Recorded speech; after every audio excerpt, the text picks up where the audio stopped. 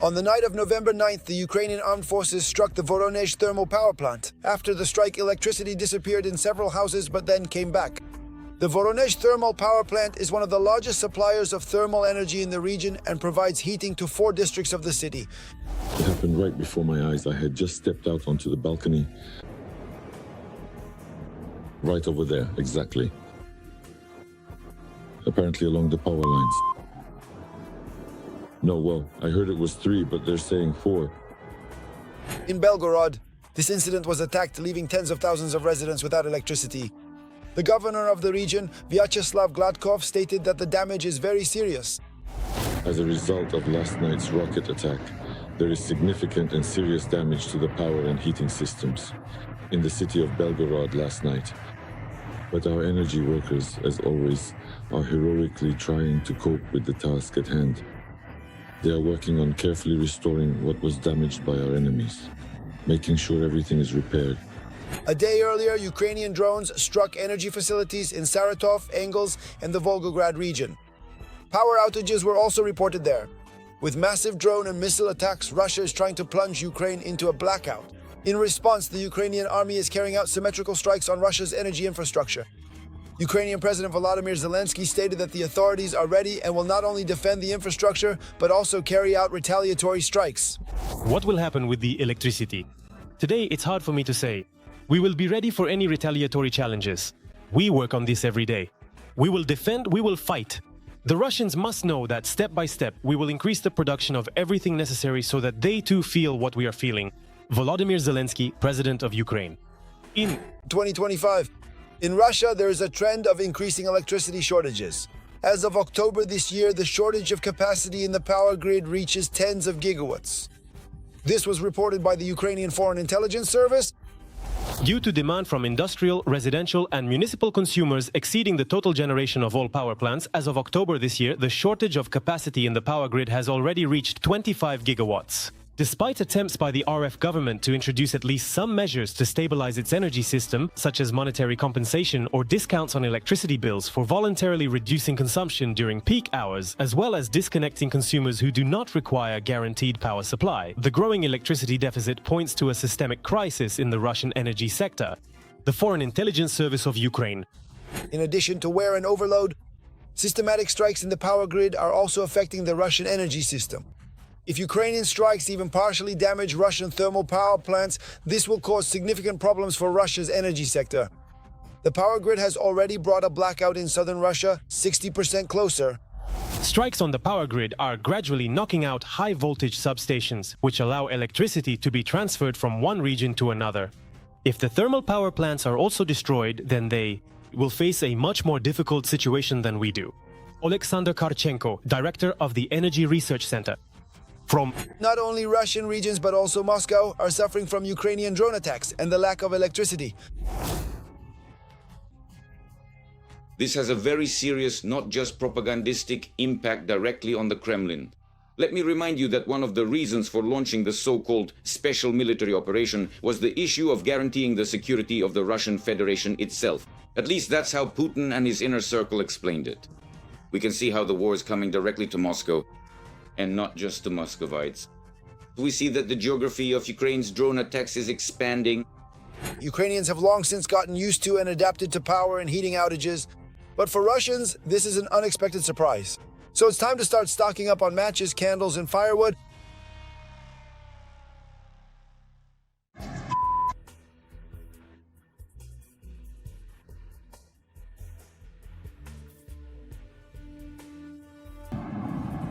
Military facilities, energy infrastructure, and the oil industry.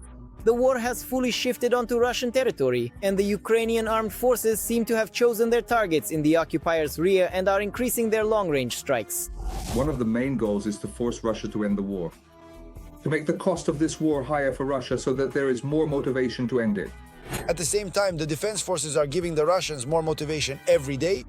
Over the past few weeks, not a single night has passed in Russia without something exploding, catching fire, or being destroyed. We've gathered the most high-profile incidents.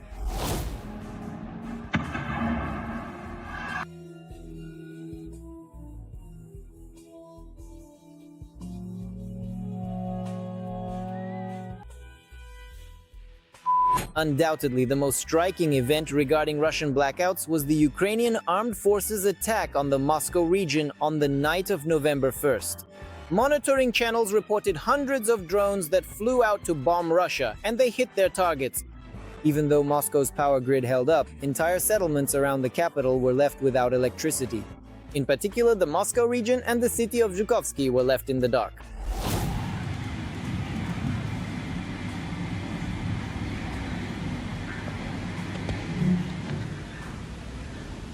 Ukraine's armed forces have carried out many strikes on stations and substations, causing electricity and heating outages in cities across Russia and occupied territories.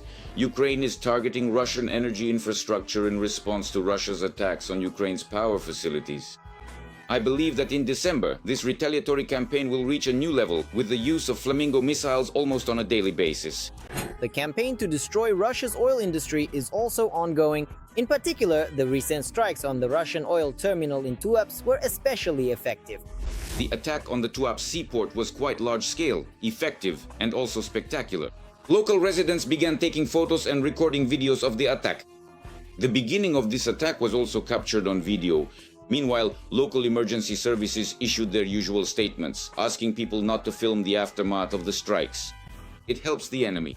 However, what helps the Ukrainian armed forces is not the videos made by concerned Russians who, in the fourth year of the war, have suddenly discovered that it is happening right outside their windows. Rather, it is intelligence data, including from Western sources, that makes such precise strikes possible. As a result of the strike, according to the Russian side's own assessment, Ukrainian UAVs hit, respectively, such targets as the central overpass, which is the main hub for the purpose of oil transfer. And accordingly, we are specifically talking about a strike on an oil tanker vessel that was in the process of being loaded with oil at the time when the attack occurred. At the same time, when possible, the Ukrainian armed forces managed to kill several birds with one stone in a single strike. That is, they destroy a facility that is, on the one hand, extremely important for the Russian economy, and on the other, an outright military target. The strike was carried out on an industrial giant of the Stavropol region, the Stavrolen petrochemical plant in the city of Budyonovsk. This is one of the largest producers of polyethylene, polypropylene, benzene, and other petrochemical components that are actively used in the military-industrial complex. Analysts note that a strike was carried out there for the first time. By the way, the plant is located 700 kilometers from Ukraine, and the enterprise supplies raw materials both to the domestic market and for export. This means that this attack damages not only the military-industrial complex, but also Russia's export revenues.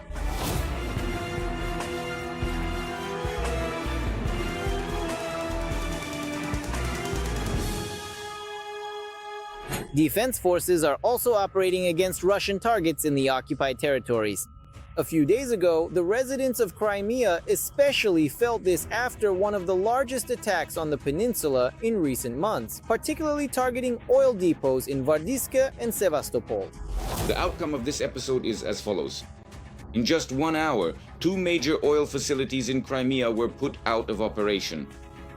This means a complete loss of stability in the occupiers' rear supply lines in this sector, especially against the backdrop of the destruction and disabling of the largest oil terminal in Feodosia and the general gasoline shortage in Russia itself, which, I remind you, is the only source for replenishing Crimea's oil depots. Most recently, on the night of November 4th, drones and Storm Shadow missiles launched by the defense forces managed to inflict damage not only on Russian energy infrastructure and oil depots, but also significantly complicated their presence in the occupied territories, effectively disabling all military facilities within the affected area. Ukrainian drones struck thermal power plants and substations in Luhansk, Alkevsk, Khadiivka, and Pervomaisk. These are temporarily occupied territories of Luhansk region. There have been reports of widespread power outages for consumers, blockades on the territory of the Russian Federation in the past 24 hours. Drone strikes by the Ukrainian Defense Forces. Kursk region, this is Zheleznogorsk, where a substation was hit. The city is completely without power. Lipetsk region, this is the Pisu extraction substation.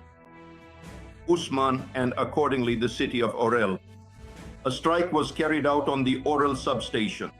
That's regarding the blackout.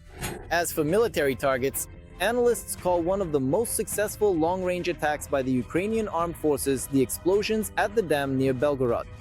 The strike was so precise that no civilians were harmed, but Russian units in the Kharkiv region, because of the flooding, ended up cut off from their own forces and the offensive failed. An important objective is to strike at Russia's logistical capabilities, at ammunition depots, airfields, aircraft, and troop concentrations in order to create difficulties for Moscow's war machine. To strike at the centers from which Russia directs operations on the front and from which it can attack Ukraine's strategic infrastructure, including its energy sector. At the same time, Russians shouldn't relax just yet. It's far too early for that, as announced by the head of the Drone Systems Forces, Madhyar. This winter, Russian citizens will find out what a blackout really is. And at the same time, he reminded everyone that gas and oil burn perfectly well, clearly hinting at new attacks On oil refineries, which are facilities that process crude oil to produce fuels such as gasoline and diesel. Well then, as the saying goes, to be continued. A unique operation that lasted for months ended with a spectacular explosion in the middle of Donetsk. According to locals, nothing like this has ever been seen before in the occupied territories.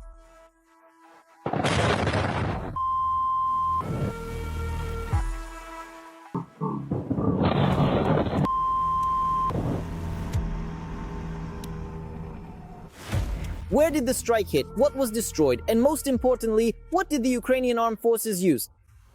Judging by the special effects and the massive explosions, it was the Flamingo missiles at work.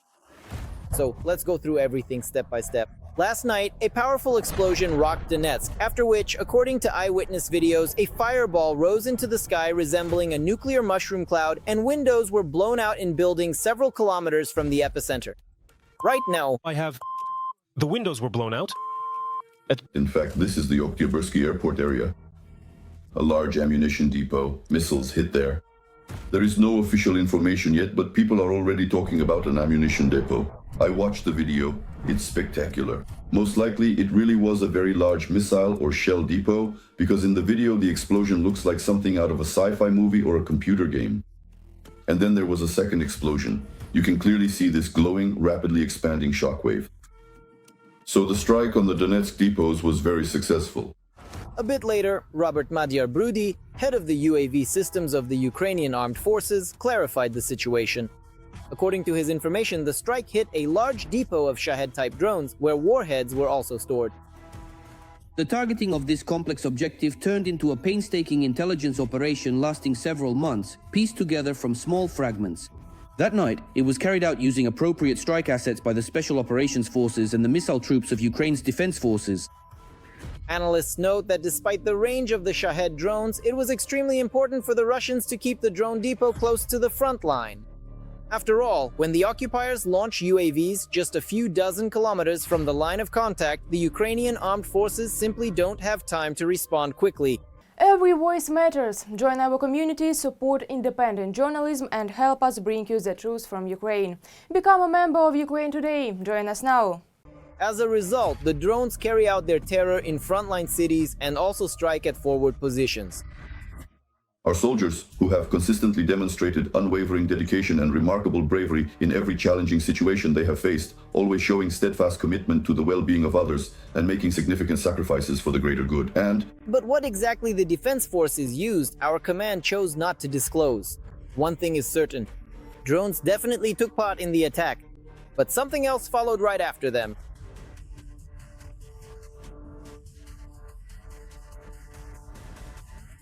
As can be understood, they were distracting the local air defense. And the final strike was delivered by something resembling a rocket. It could have been a drone or possibly a missile. Reports from Madhyar about the participation of Ukraine's missile forces in the attack also indicate that missiles were indeed used.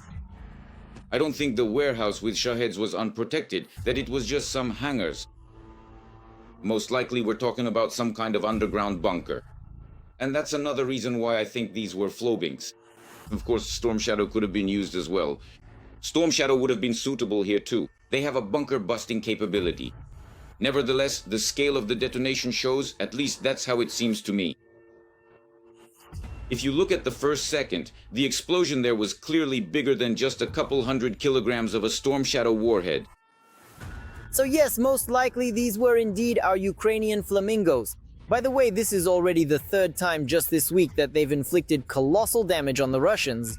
But in Crimea, such power wasn't needed, so drones were sent to attack the peninsula.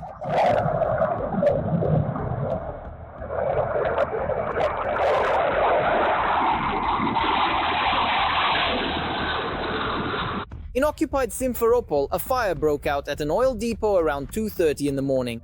It is believed to be the Krymneftezbit facility in the area of the village of Bitumnoye.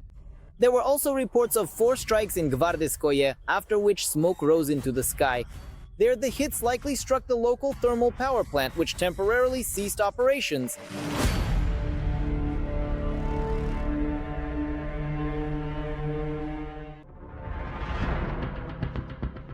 Ukrainian armed forces attacks on Russian oil refineries are setting new records in both range and frequency.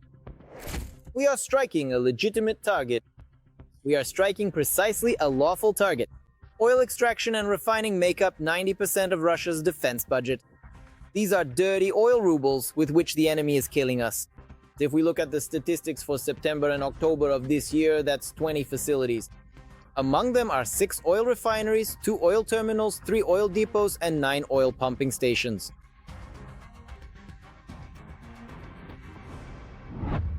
As of early November 2025, Ukraine had carried out 111 strikes on oil depots and refineries in Russia. For comparison, there were 94 such incidents in all of 2024. As a result, Russia is facing enormous problems with oil refining volumes as well as a fuel shortage, and a shortage of gasoline on the domestic market. What did this lead to? It led to a shortage. What did this result in? It resulted in a 20% shortage of petroleum products on the domestic market, and the idling of 37% of oil refining capacity, and also a fuel shortage in 57 regions of the Russian Federation, and a ban on gasoline exports until the end of this year, and a prohibition on gasoline exports for the entire year. The Federal Highway M12, Moscow to Kazan, a toll road. There is only one gas station every 150 kilometers. At each gas station, there are lines of cars stretching 1.5 to 2 kilometers waiting to refuel. I'll show you what this is like right now and how this will be refueled in winter is anyone's guess. I counted 130 cars ahead of us. But it's not just about the quantity, it's also about the quality. The range of strikes on Russian oil refineries has almost doubled. If last year the most distant target was the Salavat oil refinery in Bashkortostan, about 1,300 kilometers from the Ukrainian border, on October 6, 2025, Ukrainian drones reached the Tyumen oil refinery, more than 2,000 kilometers from Ukraine.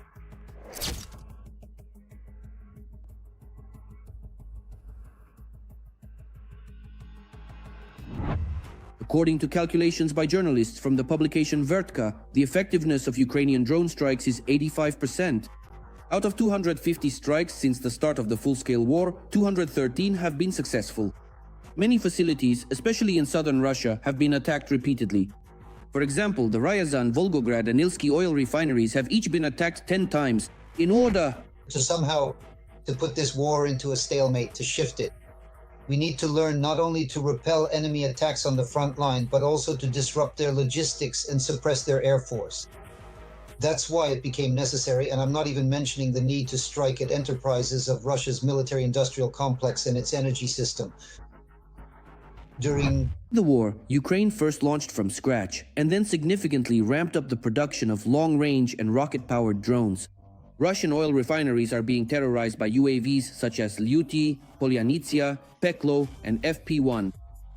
Drones costing several $1,000s are causing damage to the Russian budget amounting to hundreds of millions of greenbacks. Look, guys.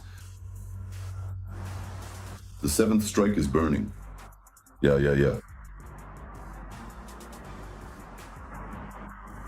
That's the 7th drone that just hit. At the same time, following the drones, Ukraine is ramping up mass production of long-range missiles. According to experts, if Ukraine uses its winged missiles like the Flamingo with a range of 3,000 kilometers and a 1,000 kilogram warhead, there will be nothing left of the Russian oil refineries.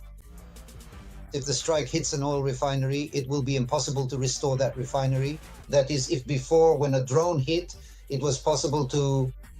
Before, in a few weeks or a month, you could replace the damaged parts with spares, but in this case, everything will be completely destroyed down to the ground. The entire distillation column will be completely destroyed, and after 2 pairs of such missiles, all that will remain of the refinery will be memories. The trend is that there will be more and more strikes in the future, and gasoline and other fuels in Russia, less and less.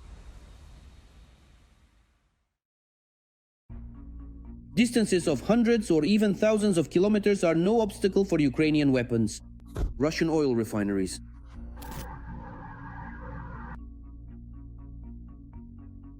Well, that's it. It's clear the refineries are screwed. That's obvious even without saying it. Key facilities of the military-industrial complex and the Russian war machine.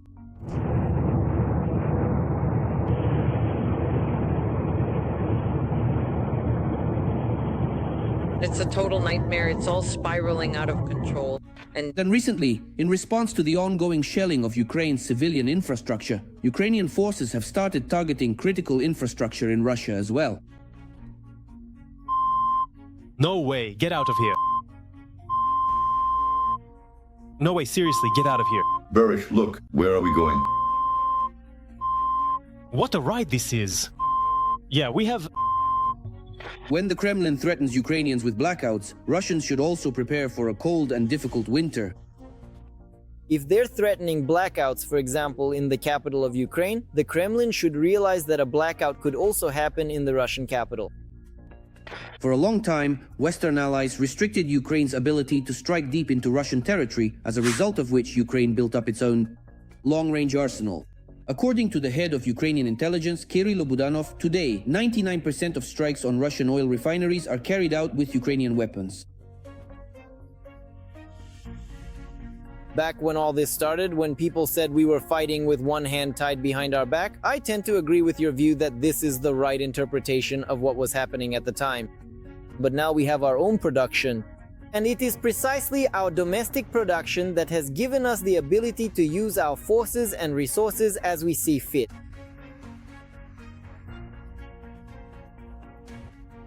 The Kremlin understands only the language of force. The best argument in any negotiations with Moscow is a powerful Ukrainian army and defense industry. In particular, domestic production of long-range drones and missiles.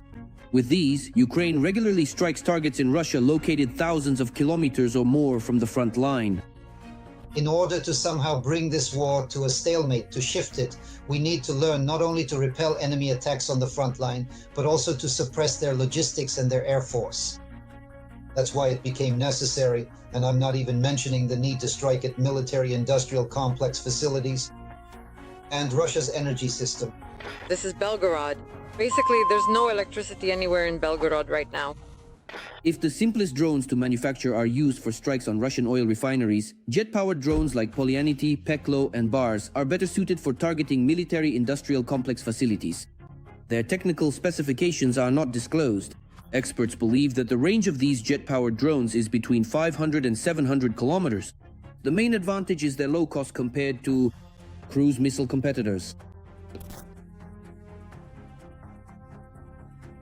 Cities like Moscow and Leningrad, which are the most protected by Russian air defense systems, could start getting hit every evening. The bar will be able to reach them, and I believe this should happen systematically. For dessert, the occupiers are in for Ukrainian long-range missiles. The long-range Neptunes and Flamingos, with ranges of 1,000 and 3,000 kilometers respectively. In addition to its enormous range, the Ukrainian Pink Bird impresses with the weight of its warhead. About 1,000 kilograms. Usually the warhead of a modern cruise missile is 450, but at most 500 kilograms. As a rule, almost all missiles are 450 kilograms. What does a 1-ton warhead provide? When it hits a target, for example, an industrial facility, 2 such missiles will completely disable it for at least a year. That is, there will be a single crater about 20 meters in diameter. Russian terrorists who are shelling Ukrainian cities must realize that a mirrored strike will definitely come.